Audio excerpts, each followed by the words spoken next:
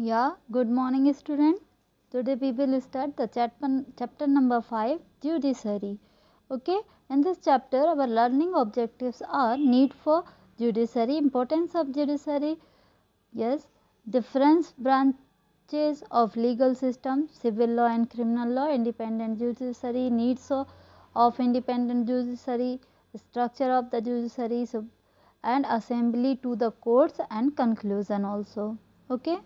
On the increased pendency of case and delay in justice delivery, complex procedure, in inaccessibility and high cost, loss of faith in judiciary, marginalizations of poor and illiterate, need to speedy justice in cases related to ill treatment of women and others, increased violence against women in urban areas, and decline in the quality of judicial officers in subordinate judiciary.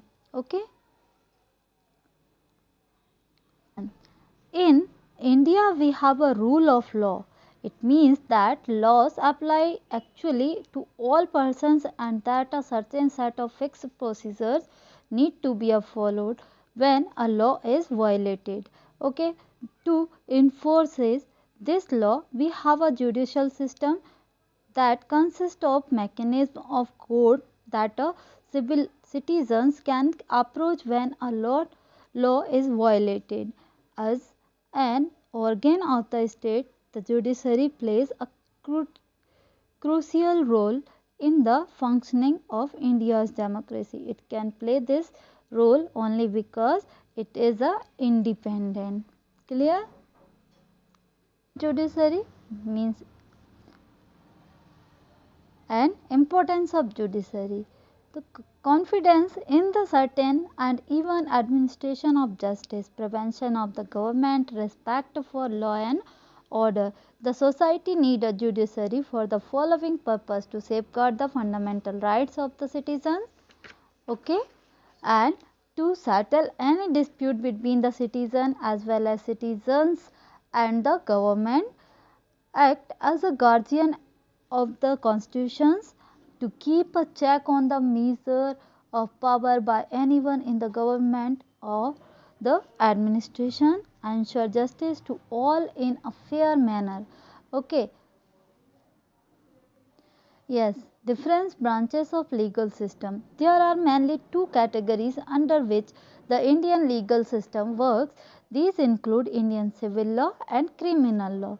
Okay, civil law means this deals with all aspect of infringement of the individual rights. This include harm, loss or damage or individual or the group of individuals, and deals with cases related to property, family dispute, divorce, tax, rent, etc. Any person who is arrived on matter like this, it required to file a petitions in the court, and the court shall judge the fairness of the case and award relief the deemed appreciate. Okay. And criminal law, the law under the category deals with the like robbery, theft, murder, forgery, dowry, etc. Any person who has been victim of any such instance has a file first information report, means FIR, with the police, who then carries out a investigation and files a case in the court. The court then may find the culprit or sent him and jail for a specific term. Okay. In extreme cases, a person may be awarded a death sentences as well as. Okay, the Indian legal system is one of the oldest legal system in the entire history of the world. It has changed as well as developed over centuries, taking inference from the legal system across the world. Okay, the Constitution of India is the foundation of the Indian legal system.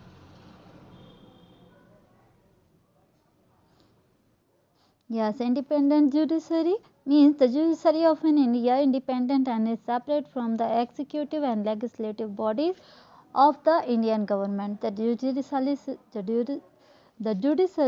system of India is structured into various levels at the apex in the Supreme Court, which is followed by High Court at the state level and District Court at the district level and Panchayat at the village level. Independence of judiciary is the basic requirement for ensuring a free and fair societies, especially under a democratic government. Indian government work on the principle of separation of powers, integrity, impartiality and intelligence of some of the characteristics of independent judiciary. Is very important. An independent judiciary is needed for a following three purposes: protection of fundamental rights, providing remedy for their violation and judicial review. To protect the fundamental right the citizens, justice without any fair interference from the executive or legislative or interpretation provisions of the constitution independently without any pressure from executive or legislative assembly. Clear?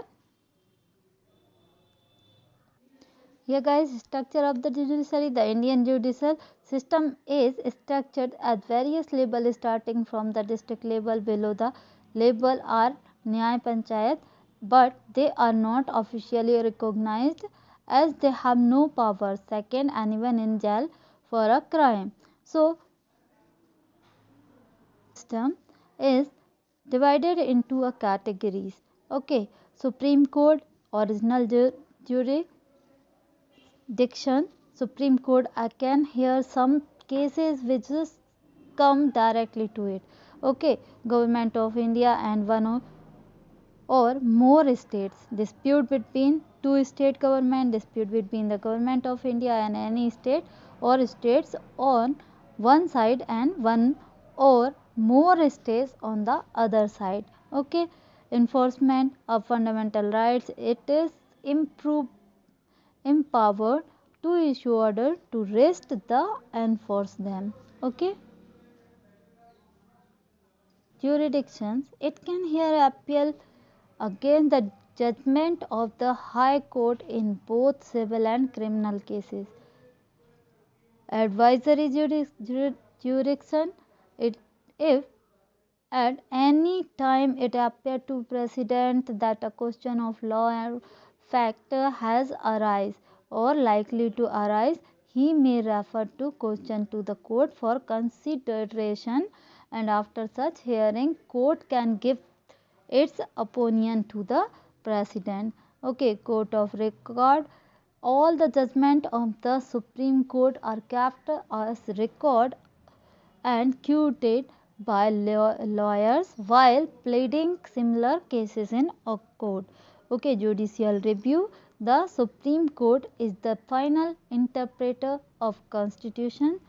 It has the right to declare any law as null or void if it violates the basic structure of the Constitution. Clear? Next one is High Court. High Court are a state or a group of states. They have the power issue order called writs to protect the fundamental rights of the citizen under the head of original jurisdiction. Under the appellate jurisdiction, the High Court is empowered to hear appeal against the decision of the lower court in both civil and criminal cases. Next one is subordinate court. These courts start at the district level, are the classified as district court, court of sub-judge, munsif court, etc. Normally, the public comes in connect with the judicial system at these levels. The courts. In principle, all citizens of India have access to the court of the country, as all have the right to get justice for themselves. They have the right to be heard and to get their grievance of matter or victimization resolved. But things are very different. There are very few courts and very aggrieved people in the country. They must move over large distances to register their petitions and load FIRs. Then they need to hire advocate who would assess the legalities of their cases and formulated the petitions. Subsequently, these cases got listed for hearing after long waits at the judge are very few. Taken by the judiciary to enhance accessibility, public interest litigation PIL. The Supreme Court realized the problem of the poor and infirm. The adopted in the early 80s a mechanism of public interest litigation commonly referred to PIL. This allows any individual or organization to file a case in the High Court or even directly the Supreme Court on behalf of those aggrieved those rights have been violated.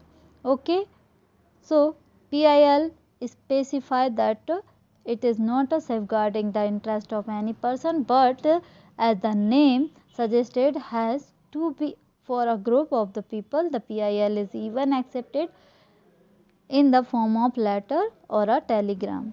Okay, the court have also instituted Lok Adalat or public courts where there is this direct access of the aggrieved to decision makers. Okay, these are mostly area of specific to particular service like electronic supply, telephones department, etc.